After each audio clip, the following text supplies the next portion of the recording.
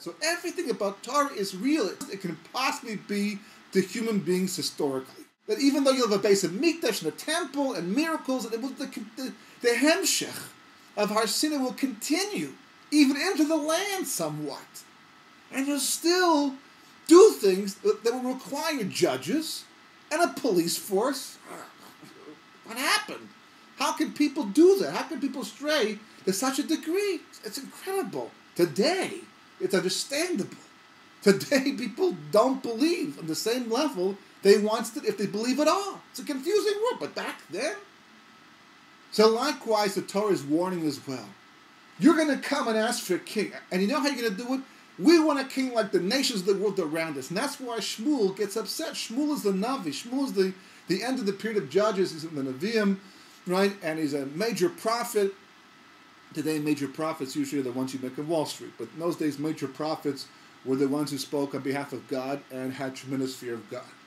And he was a major prophet who came, and they said to Shmuel, we want a king like the nations of the world. And Shmuel gets all upset. It's a rejection of him. It's rejection of his followers. It's rejection of the Kodesh Baruch. Kodesh Baruch says to Shmuel, you don't be offended. I'm the one who should be offended, because they're not rejecting you per se. They're rejecting me. But the Torah says, you'll come and you'll ask for a king like all the nations of the world. That's a warning. That's not a mitzvah. To want a king, that's a good thing. To have a king, that's a great thing. Melech Mashiach. Mashiach will be a king. Moshe was a Nasi. He was a prince, and the Mashiach will be the same kind of thing. And David Melech was a great king. And Shlomo was a great king. Having a king is not the problem. The Torah is telling you it will all go wrong when you want a king for the same reason that they want a king. In a way that suggests that the king is coming to synergize the people. You're coming and saying, you know something, Shmuel Navi or whoever, Kodesh Baruch Hu, whoever, right? We have done all we can to unite the nation, to bring out of us character traits and things that we ourselves can't achieve on our own. We want to be better Jews. We want to be a better Jewish nation. We want to be a bigger Or Lagoyim, light unto the nations. That's what we want to do.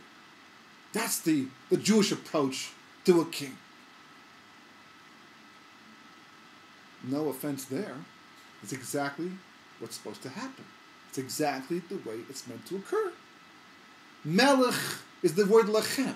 Melech means king. Lechem means it's a very deep relationship. The king is there to serve the people are there to serve the king, and together they serve a Kodesh Baruch Hu, God. And that's really what we're preparing for over here.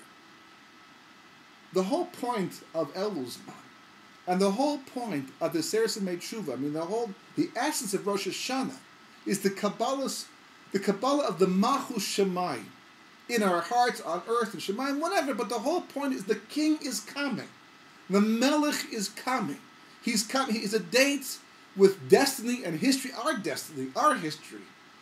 And it's Rosh Hashanah, the first day. The second day, okay, it's carried over, but it's not the Raisa. The first day of Rosh Hashanah is the day that the Melech is going to come.